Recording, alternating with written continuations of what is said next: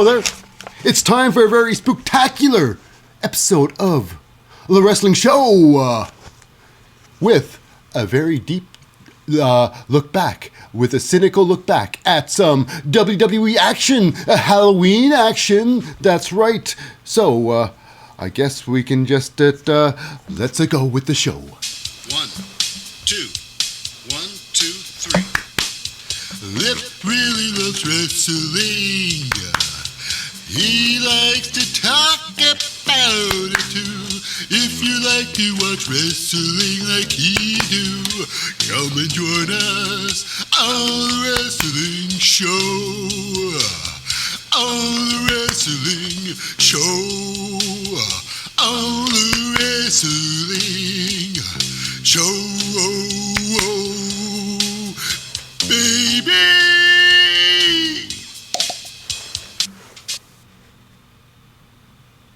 Well, welcome to All Wrestling Show's very spectacular episode of the Halloween episode. I'm your most fickle host, Lip Hazlewood, and this is a very cynical look back at the latest episode of Representing the WWE and live from the Performance Center in Orlando, Florida. It's the NXT! Air date, October the 31st. Ooh. 2023. This episode is Halloween Havoc, Night 2!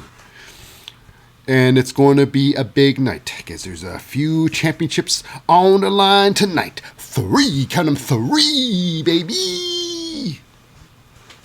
But before we dive into the show, just a quick shout out to the non-competitors. That's right, they are the glue that holds the building together.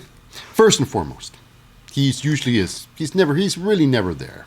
But we all know he's a guy who's in charge. He's the man who takes away the belts if he needs to. It is Shawn Michaels. Next, getting all the pre-match interviews and all the backstage scoops, it's Mackenzie Mitchell. And of course, heading into the ring, the announcer is Alicia Taylor, letting everybody know who's about to fight and results of such matches.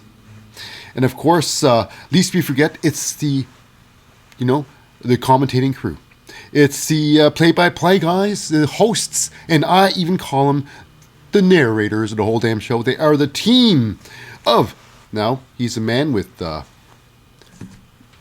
a 2-time Hall of Famer, and a man with checks and championships on his mind, Chucky Jucky, Quacky Quacky, it's Booker T. And of course, backing up Booker T, he's forever the voice of reason, and it is Vic Joseph. And of course, without any further ado, let's get right into the show. It's a big show because there are, like I say, 3 title matches, 6 matches altogether. Big stuff. And unlike last week, not as much shtick. Shtick, because it gets shticky. So now, but we do start off really hilarious. It's the biggest shtick of the matches. It's called the Tables, Ladders, and Scares. Ooh! Now, why scares? Maybe because only reason why it scares is the fact that it's Halloween, and Halloween is full of frights and scares.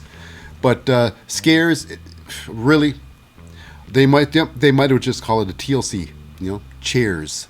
They use chairs in this match. They use everything as a match. This match was, like I say, tables, ladders, and scares means, it's a no-holds-barred match. No disqualification. No countouts, so yeah. But, unfortunately, you gotta pin the person inside the ring. No falls count anywhere. What do you think this is? It's a Vikings rules match? So right off the bat, tables were set up, and, both Humberto was put onto the table, and then Angel Garza thrown through, not just the table, but through Angel Garza, who's on top of the table. Yeah, this match here was a wrestling stunt show. That's it. That's the best you can put it, because they did a lot of big spots in this match. Now we had one huge spot, a hugely dangerous spot. Internal damages, probably. It's Brutus Creed, who's thrown off the top rope. Now this ladder, there was 2 chairs set up, and a ladder crosses chairs. And Brutus Creed was thrown onto the ladder, and the bruising on his back was next level. Next level. You know, he wasn't cut up at all, but man, he was in the inside. All those broken blood vessels in his back. Pretty dangerous. I bet he's going to feel that for a few weeks after. I can assume if he's on next NXT, going to see how black and blue his back will be. I don't think it's going to heal in a couple of days. So yeah, everybody's getting put through tables. Now, including Brutus Creed had his turn going through a table too. Whammo! Right through the table.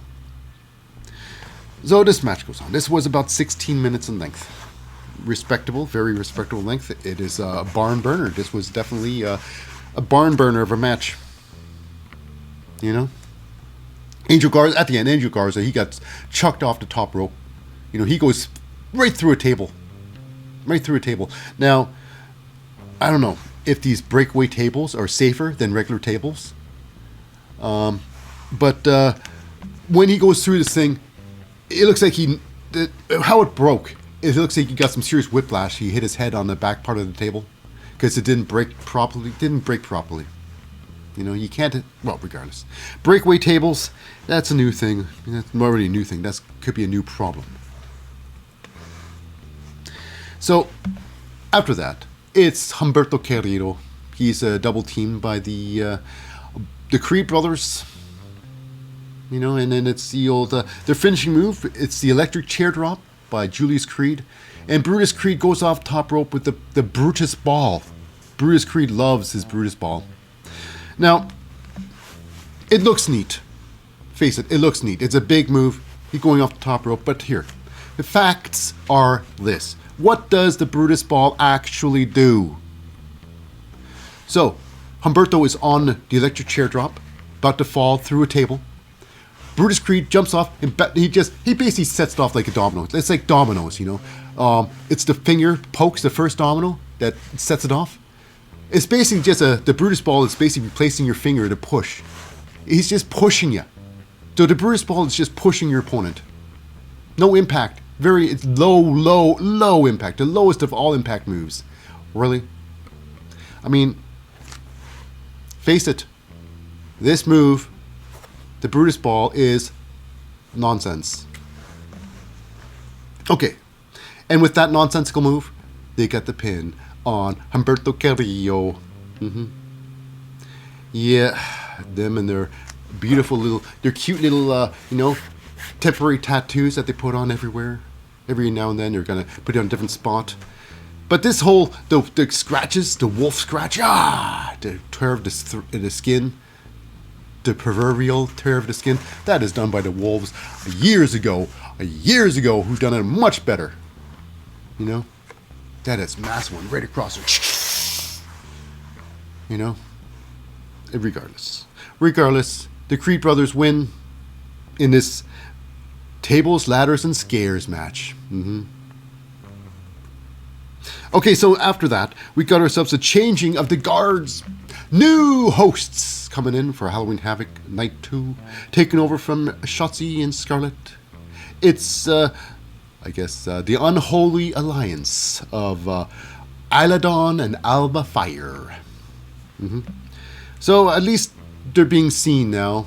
And they're the ones who put the curse on the tag team championship belts, saying whoever has the tag team champions, they will have an injury. Even though that is just the women are just prone to injury, you know, and they just, regardless. So they're there to take over the reins of the hosts who've been doing nothing for Halloween Havoc, except just play dress up in different costumes. So will Iladon and Alba Fire wear costumes better than Shotzi and Scarlet? Does it matter? No. Okay, so next up we got ourselves a so-called match. This one here is supposed to be against Fallon Henley versus Tiffany Stratton. Fallon Henley, she did a wonderful Tiffany Stratton impersonation last week. This week is supposed to be the big match after weeks of tension. Come down to this. Fallon Henley comes down to the ring there. And then behind her, it is Tiffany Stratton who clobbers her in the back. throws her around a little bit, sets her up inside the ring. And then, which a movie rarely seen since, Bret the Hitman Hart days. That's right. It is the figure 4 that's taken your opponent, you crotch your opponent at the ring post, and then you figure 4 them through the ring post, and then you're hanging out of the ring, and your opponent's getting your legs pulled off. So yeah. So this match never started because Fallon Henley got taken out before the match by, one of the greats out there, Tiffany Stratton, one of my favorites. But maybe she's still injured. She really can't do a real match, so they had to have this nonsense. Which will obviously does one thing: is stretch this one out a bit. Another week, this will happen. Fallon Henley, Tiffany Stratton, the official match one day will happen. Okay, after that, we got ourselves a little bit of the metaphor, the ultimate comedy troupe of the NXT. And last week it was the Akira Meme Zawa. He steals the Heritage Cup and goes to his home, the haunted house. Oh, so lame. And every Halloween Havoc, they gotta have a dumb haunted house. And every year it gets worse and it gets worse. But the storyline is always the same. You got dumb people in dumb costumes, dumb masks, and you got yourself your marks, your metaphor this time, scared out of everything. Oh no, the costumes are frightening. It's so lame. And of course, the metaphor, they're dressed like the gang, the Scooby-Doo gang. Yeah, Lash Legend, I believe, like Velma, Jakira Jackson, Daphne, Ormenta, Street Shaggy, and Noam Dar is Scooby-Doo. And I assume Noam Dar said, I'm Scooby! Anybody want to be Scooby? I'm going to be Scooby! I said, come on now, Noam Dar. You might just call him Santino now. So yeah, they go down to the haunted house. To be continued. So next up, we got ourselves a massive North American Championship title match. Now, your reigning and defending champion, it's representing the Judgment Day, being escorted to the ring by Mommy herself. That's right. And you can call himself Nantuck Uggs. Mr. Nantuck Uggs. He's got these gigantic Uggs, these women's Uggs. It's hilarious. It is Dominic Mysterio. Dirty Dominic Mysterio with Rhea Ripley by his side. Yeah, I never seen such thick, furry Uggs ever. He could be with the Inuit women in there when he knitted him those Uggs. Anyways, regardless, other than his Uggsly boots. How about this match? This match was okay. A lot of back and forth this match. I didn't put the length of the match on because I'm a moron. Sometimes I forget, but it's all right. Here we go. The match was a lot of back and forth here. Now, Nathan Fraser, sometimes he rushes things, and like one time he got himself some serious whiplash. He tried to hit those ropes there, and his head bounces underneath the ropes there, and chokes himself on the ropes. Like, that is some serious beginner stuff. That is rookie mistake 101. That was a little while ago. He hasn't really done that ever since. But this one here. Now, Nathan Fraser, he's got some seriously high moves, but if he's not 100%, moves will fall apart. So he does a springboard. He does his backflip, and he catches Dominic Mysterio in an inverted DDT. And then, I don't know, something happened that either he just lost all strength in his legs, and he basically collapsed on top of Dominic Mysterio. It looked pretty bad. Rhea Ripley's like, what? So she was like stunned, like, oh, could Dominic Mysterio possibly have a little concussion there? But no. Dominic Mysterio, he takes that up well. He takes it well, and my fight goes on.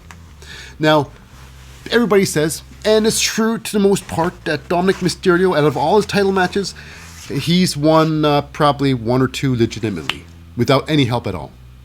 Other than that, he's had 100% help with not just Rhea Ripley, but the rest of Judgment Day, doing whatever they can to help Dominic Mysterio win. You know, asterisks beside his wins throughout his title reign. Just like Roman Reigns, but not as bad. Roman Reigns, well, it's not about Roman Reigns. So here we go. This is the point where the only cheat that would have happened here. Rhea Ripley, Dominic Mysterio has, Nathan Fraser down. Referee's checking on Nathan Fraser. Rhea Ripley throws in her belt so hard, she shoots it through the ring. Literally shoots it through the ring. Goes past Dominic Mysterio, flies onto the floor. Rhea Ripley's all pissed off. The match goes on. Dominic Mysterio, he tries to go for a 619, and he goes for a drop kick. And Nathan Fraser is bent down. You know, I mean, if he just got too exuberant. I mean, if he drop kicked Nathan's ass and Nathan Fraser would launch himself forwards into the 619 position.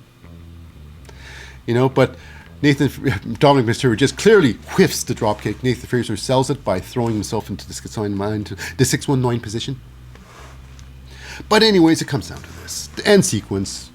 Yeah, after a lot of back and forth, Nathan Fraser thinks he's got everything under hand. He goes to the top rope for some sort of a Phoenix splash. Dominic Mysterio gets up, pushes him off. He goes face first into the commentating booth. Poofa! He goes. Dominic Mysterio picks up Nathan Fraser, throws him back into the ring there, follows up with a massive UGG splash. That's right. The 5-star splash off the top rope. Very beautiful, you know. And Dominic Mysterio walks away retaining his championship gold, baby. But not day was over for Dominic Mysterio. No, sirree, not by a long while, because it is the returning Wesley. Wesley with refocused vigor. Because now, instead of going for the top gold, he's going for the other gold. North American gold. You know, he wants to be a multiple North American champion. Multiple time. But Wesley is truly one of the greats. And Wesley Dominic Mysterio matchup, what can go wrong? That would probably be a banger for sure. So yeah, Dominic Mysterio escapes with his life, but not without his belt. Not without his belt. That's mine! So go trade your Uggs for it. You can't trade me my Uggs for that. I own them both. So we go backstage. We got some JC Jane with, Andre Chase. And JC Jane feels like, you know what, you look good now. She wants, she's got a tag team match with Thea Hale coming up for the tag team champions. And she feels that, you know what, it's time for you to scratch my back. I helped you get those championship goals. And I think the least you can do is help us out too. And I think it's totally true. Without Thea Hale, these Duke, Andre Chase and Duke Hudson, they will not be champions right now. They will not be champions. Mm-hmm. Even though Duke Hudson did not use a crowbar JC Jane threw into the ring, JC Jane did get involved where, Tony D'Angelo did knock her off the ring and felt really bad for doing it. And that caused the loss for the D'Angelo family and win for the Chase University. So, yeah. Duke Hudson's all happy. He's like, oh, these tag team championships. Oh, I haven't paid for a meal in weeks. Boy, Willikers, look at me, I'm all fat. Didn't really say that, but he hasn't paid for a meal in weeks because he's got such privilege as a champion. Locker room leaders, baby. And then we got ourselves Tony D and Channing Stacks Lorenzo, see? And they want their rematch. Channing Stacks Lorenzo. Yeah, he's got to do something with that hair. That fuzzball on top of his head. It's looks like it's going to go fast. Looks like he's going to be a bald man soon. Product, brother. Don't keep that stuff all wiry and stuff. Do stuff with it. It's true. But regardless, we move on. And it's the metaphor in the haunted house of Tozawa. And that's where Jakira Jackson, Lash Legend, and Oro Menza get kidnapped. Just like scripts, like every storyline that does it. And you got one person left. It's, Scooby-Dooby-Doo, which is, Noam Dar. Noam Dar. So now with that, we go to our next match. It is the mid-card time, and it's Mr. Stone, Robert Stone, stepping back into the ring. First match live on NXT. First official match on NXT, Robert Stone. You know, the bromance starts here. Robert Stone was a wrestler. If you didn't know that, he was in the Impact Zone.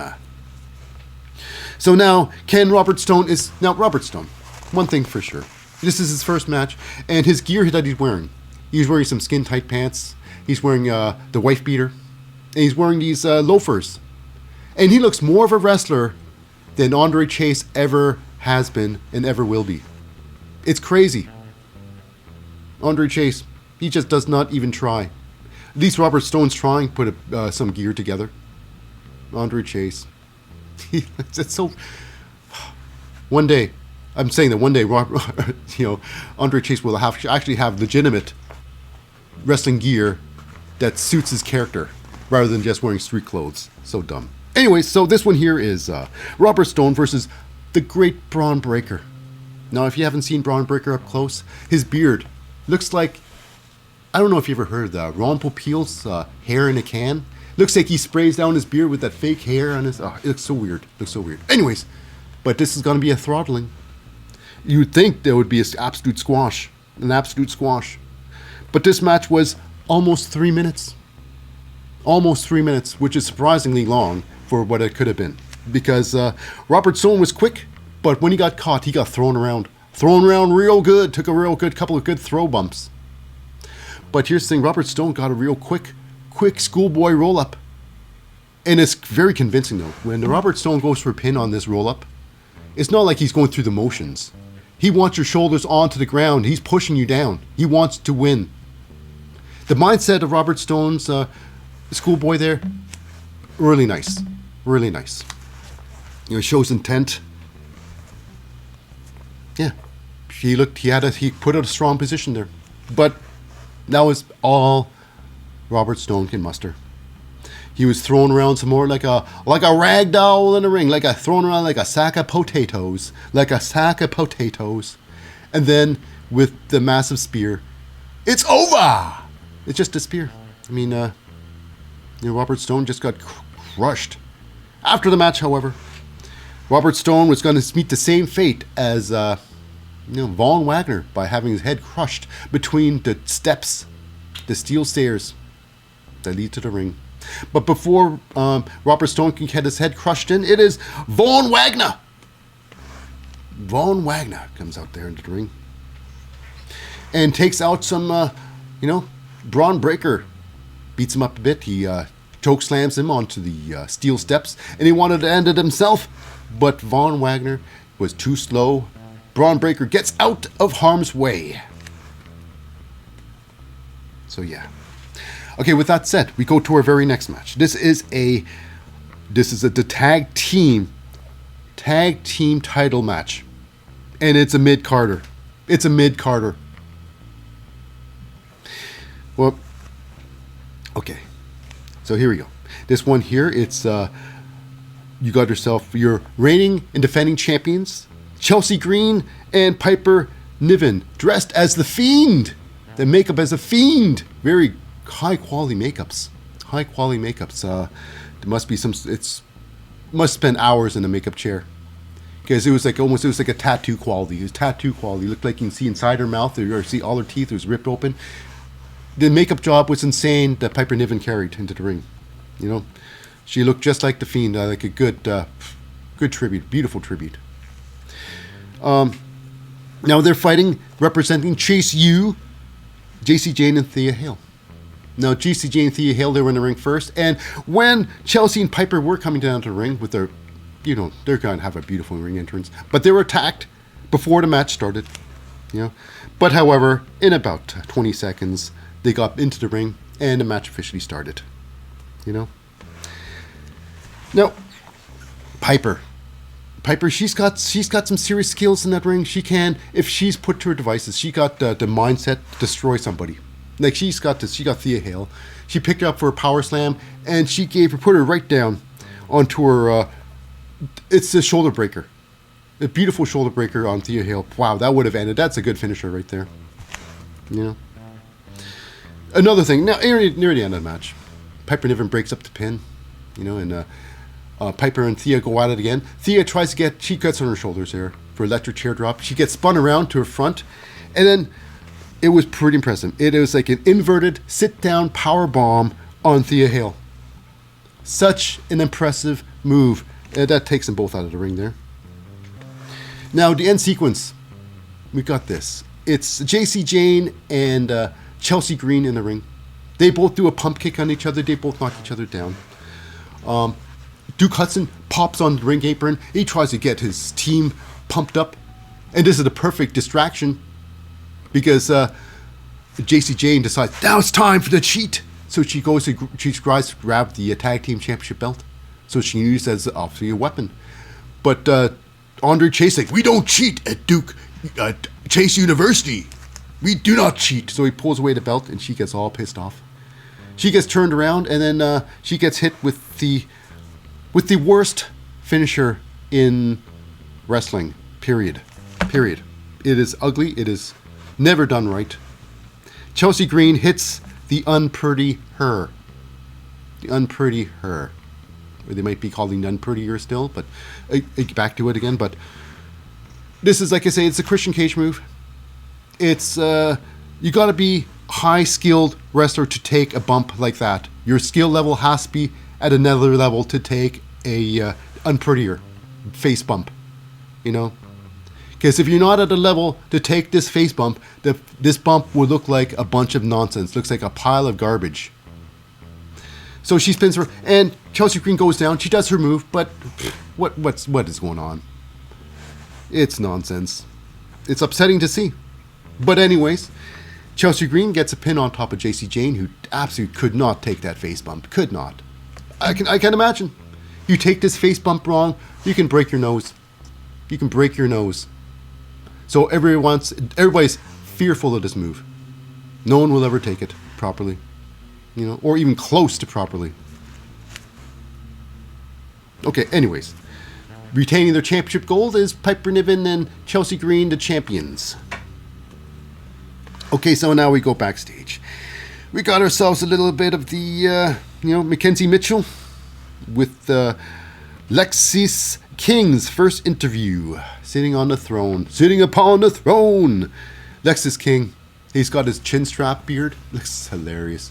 I bet if Lexis King wore a helmet, like if he's riding a motorcycle, he puts his motorcycle helmet on, he doesn't even need one of those straps to look like he's wearing a strap. Oh, it's true. Bazing. That's right. So yeah, these talk about this and that's about wrestling. Okay, we move on to our next match. It is a women's breakout tournament finale. It is between Kehlani Jordan versus Lola Vice. Now, right off the bat, Lola Vice, people like Lola Vice. Lola Vice is a mixed martial artist in real life, apparently. That's what they're saying. But in that ring, Lola Vice, her skill level is very low. Very low. Very, very low. If she doesn't have her spin kick, she's got nothing. You know? However, it is Kehlani Jordan. She is on another level. She's fresh. You know, I think if Kehlani Jordan doesn't overthink her moves, just go basic. Her basic is another level. She'll put you to shame. She can out-wrestle anybody, I think. Now, Kehlani, she has this move, too. She does this a cartwheel bump. She does a cartwheel and a bump. I'm still not sure what it is. I'm sure with Kehlani Jordan's intelligence, she can probably make that into something. But right now, it's as a cartwheel, and she does a bump, and then her opponent doesn't bump next to her. I'm not sure what it is, but either she drops it or she, works on it, makes it something, actually something. Now, another thing Kehlani does, she has this inverted spinning heel. It was pretty cool. She does puts her foot over top of the hand of Lola, and she does this weird this jump kick. Beautiful. Anyway, Lola gets put down again. Now, this is basically all Kehlani. Kehlani and her greatness in that ring. She does this front bump. It's a front bump leg drop. The closest you'll ever see to a Harlem hangover in years. So I believe Kehlani Jordan, this could have been the Harlem hangover. The 3 front bump leg drop. Haven't seen that in forever. Anyways, Kehlani looks to put things away with this. It's almost like a rose plant. You know, she gets the arm. She gets your opponent over, Lola, folded over forwards. She puts her leg over top of your knee above your head. She grabs your arm and she lands forward and basically you do a back bump. And she rolls through that because that could have been a finisher there too. She plants Lola Vice. Then she goes to the ropes for her finishing move, the split leg moonsault. I'm not a big fan of the split leg moonsault as a finisher. I love the split leg moonsault. It should be a setup for a finisher because it just does not have the impact a regular moonsault would have. But anyways, it is Kehlani going to top rope, and then that's where Lola Vice comes. This is where Elektra Lopez comes in. She distracts a little bit. Kehlani kicks off, Elektra Lopez from the ropes, and she decides to finish the move. She gets a split leg, misses the split legs, moonsault. Apparently, I guess she hurt her leg. She got a little bit of the Cody trope, the old knee thing. Oh, she hurt her knee earlier. Now this one hurt her knee a little bit more because she missed the split leg. After that is Lola Vice with her move, the spinning heel kick.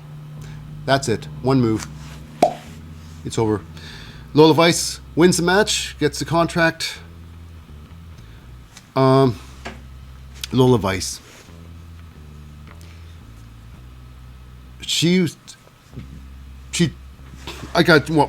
I just gotta say, the better woman did not win this match. Kehlani, she wrestled circles around Lola.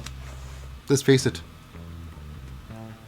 Okay, so now after that we go to the metaphor, the Scooby Gang, and it's Noam Dar, Scooby-Doo. He finally finds his Heritage Cup, and Meme Zawa. Only thing Meme Zawa wants is a Heritage Cup match. So it's going to happen next week. Noam Dar versus Meme Zawa. So yeah, with Akira Tozawa, he's getting these Beast Gang matches now. At least, he's going to be fighting Shinsuke Nakamura. So Shinsuke, from fighting the top guy to now fighting the bottom guy. What a thing! And now Tozawa's got to fight for the Heritage Cup. Anyways, up next we got ourselves the hosts of Halloween Havoc. Aladdin, Alba Fire, doing a wonderful job. Their job is done. Everything went smoothly. Of course, until we find that Robert Stone and Von Wagner arguing. Von Wagner he's so angry at Bron Breakker for trying to break Robert Stone with the stairs. He wants a match next week on NXT. Robert Stone doesn't want this to happen, but Von Wagner wants it to happen. Now, while that's happening, we see, somebody we haven't seen in a long time. A long, long time. It's Boa talking to Dante Chen. Boa and Chen. Could that be a new connection? Boa-Chen connection? Or are they just having this argument, and next week they're going to have a fight? Could they be enemies, or could they be friends? I don't know. Doesn't matter. Not right now. It doesn't matter at all. So next up, we got ourselves a massive match. It is our main event match of the night. It's Carmelo Hayes versus Ilya Dragunov, your reigning and defending champion. This is part 3. So this match here was about close to 17 minutes. This was a hard-hitting match. This was a very, very good match. This was a lot of fun match. It was not the match of the night, though, but had a lot of great hard-hitting wrestling. A lot of back and forth for sure. Ilya Dragunov gets a massive powerbomb early on in the match, but it doesn't mean anything, though. They carry on. Ilya Dragunov, he has this wonderful bump he does. He takes it on top of his head where, Carmelo Hayes slingshots over the top rope, grabs Dragunov by the headlock, and then basically DDTs him onto the hardest part of the apron, the apron part. And Ilya Dragunov, he goes upside down. It looks like he takes a serious bump, but his head never touches anything. So safe as all hell can be. And then, of course, it's the Death Valley Driver. The tables have turned. Ilya Dragunov, Death Valley Driver on Carmelo Hayes onto the hardest part of the ring. Whammo! That's right, the apron part. Now they take the fight outside, and they're saying, "Oh, kudos to the referee." They're saying kudos to the referee because referee thought, you know what? Clearly, these guys haven't thought about wrestling, what it means to take a move outside the ring, what it means to break a count, to have it keep on going. When you got wrestlers that don't give a shit about the rules. It's like, we're focusing on this spot, okay? So cool it with the counting. No. Everything can be done. Everything can be done by the books. You set something up, you roll in and out of the ring. Break the count, go back in, do what you got to do. But these guys, they don't care. They don't care. And the referee knew that. It's like, well, you know what? What are you going to do? I'm just a referee. And they don't give a shit. So eventually, Ilya Dragunov, they're fighting outside. Ilya Dragunov clears off the commentating table there with the apron and stuff like that. Booker T's trying to get out of the way, and my goodness, his earphones are torn off of his head. And it's not just on purpose, though. He was attached to something, and the chair, he was in the wrong place at the right time every time, and right in Dragunov's way. It was crazy. Dragunov eventually, this whole thing, they were fighting outside for over 2 minutes. Well over 2 minutes. Doesn't seem long, but, when you got a 10 seconds to fight outside, 2 minutes is like an eon. So, Dragunov, with his H-bomb, through the table, through Carmelo Hayes. Pretty dangerous stuff. Now, that wasn't close to the end, though. They fight back inside the ring there, and this is where things get weird, because Carmelo Hayes looks like he wants to put away, Ilya Dragunov. He goes to the top rope for his nothing but net. But here we go. Trick Williams music hits. So what's going on? Carmelo Hayes, like he's looking over at Trick Williams like he saw a ghost. Like he's the one that, he deserves his punishment that's coming.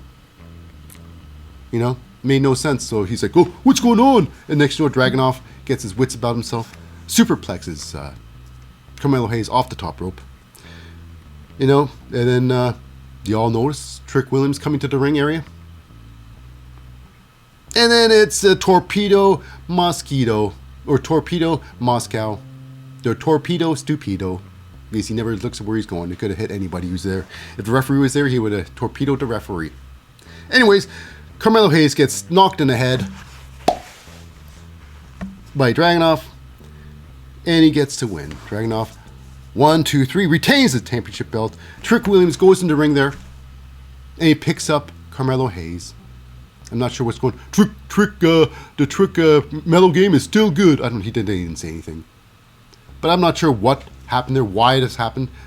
So yeah, that's weird. This whole thing where Carmelo Hayes loses the title. Now, will this be the start of a new thing? Will Carmelo and Trick just forget about individual titles now and start going for the tag team championships?